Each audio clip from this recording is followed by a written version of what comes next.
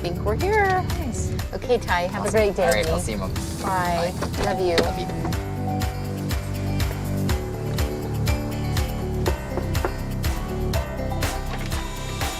Hello, hi, I'm Tyler. How are you? Oh, I'm Whitney. Lovely to meet you, Whitney. Nice to Thank meet you you for as having well. me. This is Come on gorgeous. in. I'm Whitney Port, designer of Whitney Eve, the clothing line, and Tyler may know me from MTV's The Hills or the show The City. Gorgeous. This way. Awesome. Thank you. We are at the house that I actually grew up in, and my mom, my brother, and my 3 sisters are all here to watch. He's so cute. Thank you so much for having me. I'm so excited to be here. Thank you for coming. Absolutely. There is a bit of skepticism because I just don't know how anybody could possibly connect with the other world. It's hard to believe that it could actually be real. At the same time, I really do want to believe because I have lost someone very near and dear to me, and I do so badly want a connection with this person that I'm so desperately looking for. Today was actually interesting because on the way here, I felt like I was going to have to deliver some messages, not just to one person, but to actually more than one. So I'm really excited to kind of do this reading. I actually kind of want to get this out of the way. There's going to be a joke. There is going to be a reference to a female that would want to have a boy and would joke about not being able to handle a girl. I have to kind of poke fun at the situation of it's like, oh, I'd much rather handle a boy. And then this is the one who gets the little girl. Right. I don't know why that oddly specific thing came through, but it did. I mean, Whitney's definitely said that. I've said that. I've said that I would be fine with only boys and that I didn't need a daughter. But that comes through, so Okay. that's a good sign. Yeah. I like that. That was like a whoa moment for me. I literally said that to my best friend 2 days ago. Usually I work with an object. Do you happen to have any objects on you for me to hold on to? Yeah. So I have a pair of pajama pants that belong to this person. This person wore them all the time. I have lots of pictures of this person wearing them. I definitely am getting a feeling off of this. Okay. So I'm just gonna kind of describe to you exactly what's coming through as clearly as I can. Okay. And we'll just go with it. Okay. All right? All right. Awesome. Okay. The way this comes across, okay. What's interesting with this is that I'm referencing to a father figure that I have to talk about that I would want to bring through, but he's referencing to 5 people and acknowledging a significance. He's referencing to 1 and then he's showing a 5. So where would the 5 people be? So there are 5 kids in my family. Nice. My mom would be then the one, I'm assuming. Okay, that Yeah. makes sense. So we would have the 1 and then we would have the 5 kids. I have a reference to a J-E name on Dad's side. If we have a Jeffrey on Dad's side, that's where I would go. So do we have any Jeffreys on Dad's side? Jeffrey is my dad's name. Okay, So that would be it. that would be it. Okay. Before I get into the details with this, he is gonna acknowledge his passing. I get an immediate sense of relief and an immediate sense of comfort. So before I even, move forward with the details, I want you to know that he's perfectly fine. Because that's people's biggest questions. So I always like to acknowledge that right from the get-go. He comes across and is putting his family before anything. And that's the #1 priority. From his perspective, he acknowledges that he was more successful with his family than he ever could have been when it comes to like professionally. Because from his perspective, the feeling is like, when it comes to wealth, I have the wealth of my family. That And makes that's sense. the feeling that comes through. He's immediately referencing to his passing. He's referencing to the last 12 months of his life and putting a heavy significance on this time frame. He's referencing to mobility, referencing to back, or I feel like my back is hurting. My back was hurting on the way here. He was in so much pain. And I feel like my body loses its ability to process liquids, where I'm referencing to kidney and liver. I feel like we might have dealt with a little liver thing, but kidney is kind of the area that I'm primarily focused on. He's bringing me to the kidneys. I mean, he died from kidney cancer. Oh, I'm sorry. Yeah. From his perspective, he's acknowledging that he either had to have personally not wanted treatment or rejected dialysis, but there's acknowledgement he's saying towards the end, I actually refuse, or I push this away. I'm not wanting this. That was a conversation by the doctors. He was never really fully fighting. Sure. I think he was going through something that he was, I don't know, as sad as it is, I think almost like ready to give up in a way. He's acknowledging in the last 24 hours he's referencing to, I feel like I don't get the opportunity to have the last conversation that I'm wanting to have in the way that I'm wanting to have it because I feel like I'm not conscious at this time. Honestly, yeah, as sad as it is, I don't think I even remember my last conversation with him. I was out of town and we came home and he was already, you know, pretty medicated, and the doctor said that they were gonna bring him home for hospice. And then within that day, they said he's too sick to go home. So then it was a rapid downfall, and no one really had the opportunity to actually have a back and forth conscious conversation with him. Sure, that would make sense. He couldn't speak for all those months, too. I'm so sorry that you had to go through that.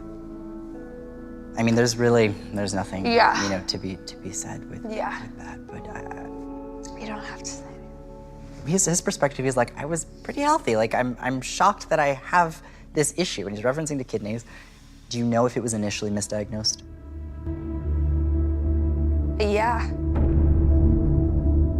It's like we just don't. It's what I would consider a misdiagnosis. He had symptoms, and the doctor just didn't pay attention to them. I don't publicly talk about the details of my father's death, so that's something he would never have heard anywhere. I mean, he passed 3 years ago in March. Okay. Even the year that he was sick, we didn't know he was actually really dying until like 2 weeks before he passed away. And by that time, it was too late to talk to him about anything. I'm so sorry. He's acknowledging a reference that there's nothing that could have been done differently. Even if we had caught it originally, he's like, this wouldn't have made a difference. To hear that if he were diagnosed earlier, that it still would have ended up this way, I think that definitely gave me a lot of closure about the whole situation, and I'm hoping that really is the case. Who's the V? Who's the hard V? My mom is That would Vicky. be, okay. Could this be happening? He wants to make it a point to acknowledge or say hello to mom. So where is mom currently? She's in the other room. Okay, Yeah, that would be his she's here. way. She's listening. That makes sense. I have to talk about your mom's side of family, so this will actually be... Is there an older woman who would still be alive on that side? My grandmother is still alive. Okay, I don't know why I'm feeling like having to talk about mom. Yeah. But I feel like so much of this, for whatever reason, I'm focusing on your mom. It's like your mom, though she's in the other room, is like the center of focus. She's Yeah. my grandparents' sole caregiver, so. My gosh, okay. Dad's very aware of the situation. And He he's is. like, I'm clear as day seeing it, and he's around mom every single step of the way. From his perspective, he's like, if you think I was strong, that woman is twice as strong. Yeah. Because he's acknowledging, he's like, what he's Yeah. doing mom, it's like she's the one. He's really highlighting and giving this immense sense of appreciation for your mom. For my mom. And everything that he feels she did for him in the ways that she made sacrifices. I only did for him what he did for me. It's interesting. He's showing me a vision of kissing the forehead, and he gives me a big smiley face with this, and there's this feeling of, thank you for kissing my forehead, and a feeling of, this wasn't the last goodbye. There's going to be future, but I feel like I have to acknowledge that in the way it comes through. So he makes a profoundly special connection to mom. My parents were very, very much in love and very happy, so I can see why a lot of the messages would be for her. It really makes a lot of sense. Yeah. The way this comes across is just so much love for her. Yeah. You know, and I think now is going to be a time where she's able to start focusing on herself. I hope so. And she needs to, because even in maintaining the responsibilities with grandparents, it's like she still has to be there for herself. Yeah. I feel like lately, since I've been trying to think of what he would do in certain instances, Sure. and I'm starting to not know what he would do, and that's a little bit scary to me. What would my dad do right now? Right. And I'm not able to to come up with what he would do, which is weird because I was so close with him. Sure. And you would think that I would know what his solution or what his advice would be, but I'm not, I don't get it. Sure. Understandably, I mean, that's the hardest part of loss, I think, for anybody, is, you know, we get an idea of a person in the way that we know them, and then when it comes time to, you know, needing their advice and needing what we're so used to, we're left with a blank or a feeling of a blankness. Right. And that can make us question, you know, do our loved ones even continue on, or are they around, or are they connected to us? Because it's like, if I'm so connected to Dad, then, you know, I should know. It Yeah. should come through. Sometimes having people visit from the other side can sometimes for people almost be a hindrance in their grief process. Right. Because there does come a point where we have to have the acceptance that our loved one is no longer physically here. Even with the knowledge that a soul continues on, we still have to cope, we still have to grieve. I am a spiritual person for sure. I think that there definitely has to be somewhere where we all go, that it can't just be a blackout for all of us. Maybe that's for the sake of making myself feel better, that there has to be some sort of afterlife, because I think that will help me in my day-to-day process of grieving and thinking is, you know, knowing where they are and knowing that they're okay every day. I would love to be able to picture a place that they live in and that they exist in. Your father comes through and he gives me this feeling of, it's like we're just expecting him to walk through the door again. And I don't know if anyone said that, but the feeling is like, I'm still here. It's just in a different way. Yeah. And though I'm not physically gonna be walking through the door, I'm here. Okay. Maybe I'll go get my mom. Sure. If you'd be willing to chat with her. Absolutely, I'd love to. Seems like there's a lot that you have Definitely. to maybe tell her. Yeah, no worries.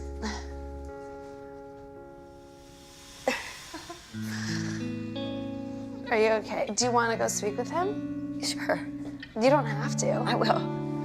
It's totally I don't up want to to you. miss a chance to not be with Daddy.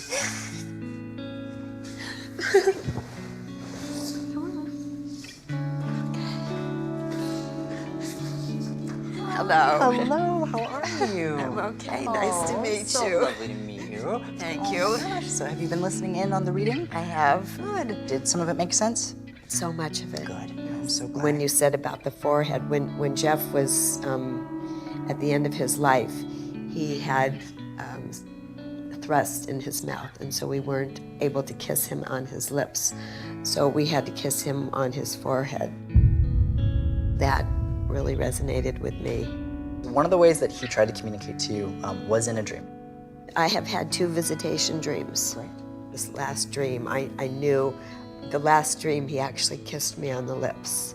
And when I woke up for 2 hours, I just kept licking my lips because I could feel his lips on mine. And Jeff and I, we were young and we saw ghosts, and we always promised each other that if one of us ever went, that the other one would come back. And it was exactly like ghosts. I mean, where I just woke up out of it. It was like my whole body, I thought it was like an electrical shock. Wow. I've been with Jeff since I was 16 years old. So living without him has obviously been a huge struggle. But I've always known that if he could find me and find us, that he would. And that's what I got from it, that he does know where to find us, and he will travel with us. For him, it's like the relationship didn't end when he passed away. That connection is still there. And it's just about honoring that in a way that's going to be comfortable for you, you know, in your process. I could sense when my mom came in and he looked into her eyes and he felt her pain, and that he is someone that really genuinely wanted peace for all of us. And that was what really struck home for me. Oh, it was so lovely to meet you. So nice to meet Absolutely. you. I really appreciate everything that you've given me and my family, and yeah. It's been an honor. Thank you so much for the opportunity. I'm always here. Okay, thank you. Yes, have a great rest of your day. Safe Talk travels. to you soon. All right. Talk to you soon. Bye. Bye. Thank you. The biggest, most positive thing that has come out of this is that my dad is here and that Tyler has validated that for all of us. Today's a new day, and with that brings new hope. And now we can actually celebrate that and maybe move forward without such fear of him not being with us on the journey.